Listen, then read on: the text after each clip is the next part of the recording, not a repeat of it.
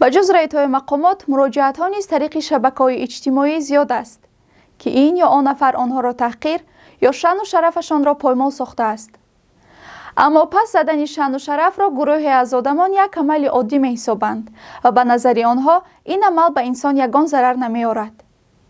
ҳолон ки пас задани шаъну шараф ҳам рӯҳияи инсонро мешиканаду ҳам ғурури ӯро. танҳо бо таҳқир кардан шаъну шараф пас зада намешавад. паҳн намудани маълумоти бар дурӯғ, тӯҳмату таҳқир воситаҳои асосии пас задани шаъну шараф ба ҳисоб мераванд.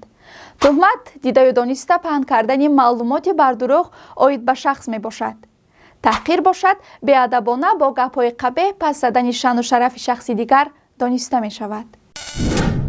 бояд донист ки ҳифзи шаъну шарафи шаҳрванд баъд аз зафоти ӯ низ имконпазир аст, яъне хешовандон ё ворисонаш метавонанд ин корро анҷом диҳанд. манфиати ноболиғон ё нафароне ки бо сабаби вазъи саломатӣ наметавонанд шаъну шарафи худро мустақилона ҳифз намоянд, падару модар ё намояндагони дигари қонунӣ ҳуқуқҳои онҳоро амалӣ месозанд. фикр мекунам ки ту нафаре ҳастӣ ки ҳеҷ гоҳ шаъну шарафи касеро пас намезанӣ, вале медонӣ ки нафаре ки ба чунин иштибоҳ роҳ медиҳад, ӯро чӣ интизор аст?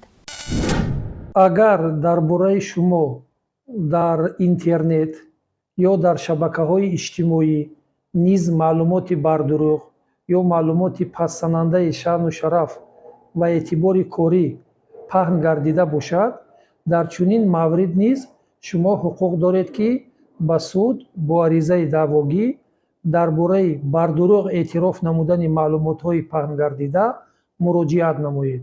агар дар мурофиаи судӣ муқаррар гардад ки маълумоти паҳн гардида шаъну шараф ё эътибори кории шуморо паст мезанад, дар ин ҳолат суд ҳалномаи судӣ қабул намуда маълумоти дар воситаи ахбори омма паҳн гардидаро бар дурӯғ эътироф менамояд ва аз ҳисоби муаллифи мақола ва воситаи ахбори омма ба манфиати даъвогар маблағи ҷуброни зарари маънавӣ рӯёнида мешавад.